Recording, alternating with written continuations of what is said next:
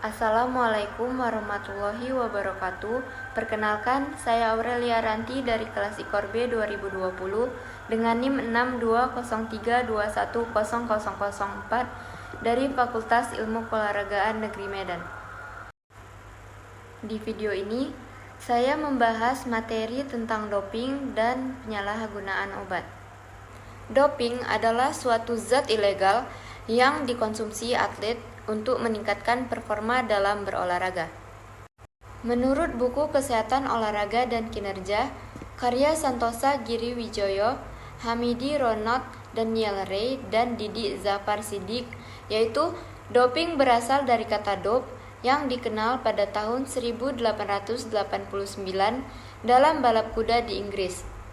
Saat itu, doping belum menjadi suatu hal yang ilegal. Sejak abad ke-19 tersebut, penggunaan doping menjadi populer dalam olahraga, misalnya jenis-jenis kafein, gula yang dilarutkan ke dalam eter, minuman beralkohol, nitrogliserin, heroin, dan kokain. Mengutip Medical News Today pada tahun 1999, World Anti-Doping Agency atau WADA akhirnya dibentuk untuk mengatur standar dalam anti-doping. Ini bertujuan untuk mempromosikan, mengkoordinasikan, dan memantau perjuangan melawan doping pada olahraga dalam segala bentuknya. Setiap tahunnya, WADA memperbarui daftar resmi zat terlarang tersebut atau metode doping yang dilarang. Zat dan metode dilarang jika memenuhi setidaknya 2 dari ketiga kriteria berikut. Yang pertama, zat atau metode yang dapat meningkatkan kinerja. Yang kedua, menimbulkan ancaman bagi kesehatan tubuh atlet. Dan yang ketiga, melanggar semangat olahraga. Lalu, untuk jenis-jenis doping, setidaknya ada beberapa jenis zat yang dilarang oleh Badan Pengatur Olahraga, yakni stimulan, diuretik, steroid anabolik androgen, agonis beta 2, analgesik narkotik, hormon, serta peptida. Yang pertama ada stimulan. Stimulan termasuk doping yang dapat meningkatkan kewaspadaan dan kemampuan dalam mengatasi kelelahan dengan meningkatkan detak jantung dan aliran darah. Dalam perlatihan, stimulan digunakan untuk meningkatkan intensitas sesi karena menurut jurnal American College of Medical Toxicology, amfetamin sebagai stimulan bisa meningkatkan daya tahan kardio pernafasan.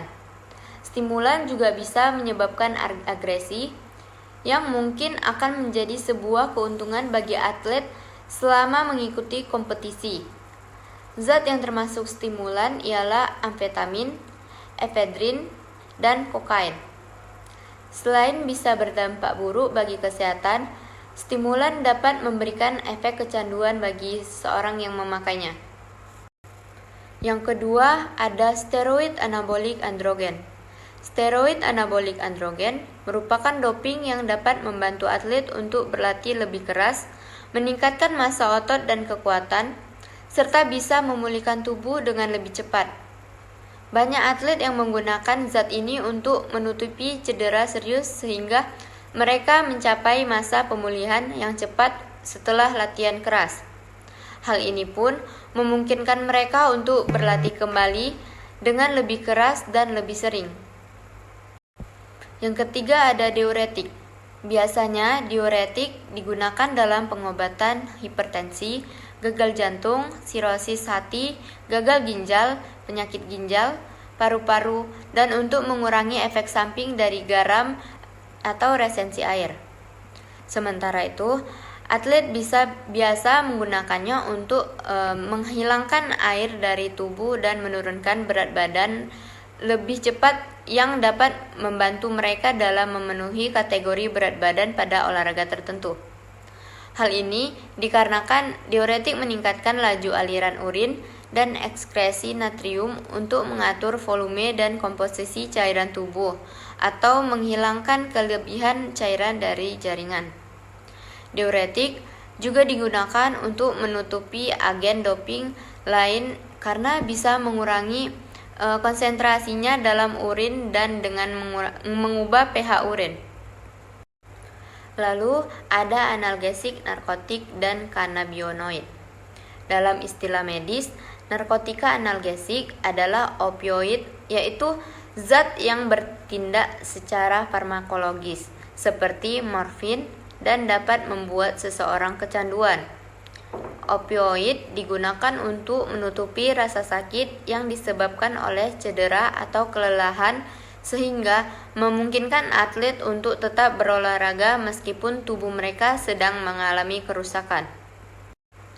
Dan yang kelima, peptida dan hormon. Peptida, hormon, dan faktor pertumbuhan lain yang bisa digunakan dalam olahraga ialah hormon pertumbuhan manusia, erythropoietin, insulin, human chorionic gonadotropin, dan adrenocorticotropin. EPO atau erythropoietin dapat meningkatkan jumlah sel darah merah karena merupakan oksigen. EPO akan meningkatkan curah dan kekuatan dan mempromosikan sel darah merah. Lebih banyak sel darah merah berarti lebih banyak hemoglobin dalam darah sehingga menyebabkan tubuh memiliki tingkat oksigen yang lebih tinggi dan energi yang lebih besar. Sementara itu, gonadotropin atau HGH adalah hormon dengan efek anabolik yang digunakan untuk meningkatkan massa otot dan kinerja atlet. Meski doping dapat meningkatkan kinerja sehingga tubuh bisa menjadi lebih kuat saat berolahraga, tetapi akan ada lebih banyak dampak buruk yang ditimbulkannya. Misalnya, stimulan dapat meningkatkan tekanan darah yang bisa dikombinasikan dengan aktivitas fisik yang berlebihan dan vasokonstriksi perifer sehingga menghambat mekanisme pendinginan tubuh. Overheating tersebut bisa menyebabkan dehidrasi dan sirkulasi darah berkurang, kegagalan organ potensial, kolaps tiba-tiba, henti jantung atau pernapasan, hingga kematian. Doping steroid anabolik androgen dapat meningkatkan resiko kerusakan ginjal, peningkatan agresi, dan mengganggu keseimbangan alami hormon. Bahkan, steroid anabolik dapat menyebabkan kebotakan dan jumlah sperma yang rendah pada pria dan peningkatan rambut wajah dan suara yang dalam bagi wanita, serta konsekuensi kesehatan serius lainnya. Sementara itu, apabila seorang atlet menggunakan diuretik, bisa beresiko mengalami dehidrasi berat yang menyebabkan ketidakseimbangan cairan dan elektrolit, hipotensi, kolaps sirkulasi dan episode tromboemboli, aritma jantung, hipomagnesemia, asam urat, hingga hiperglikemia. Diuretik meningkatkan kadar kolesterol dan trigliserida jahat, low density lipoprotein atau LDL, menurunkan kolesterol baik dan meningkatkan high density lipoprotein atau HDL. Penggunaan jenis doping lainnya seperti EPO juga bisa menyebabkan kejadian trombotik seperti stroke, hipertensi, serangan jantung, emboli paru, serta telah dikaitkan dengan kanker darah dan anemia. Sekian dari video saya mengenai materi doping dan penyalahgunaan obat. Jika ada kesalahan kata, saya mohon maaf. Wassalamualaikum warahmatullahi wabarakatuh.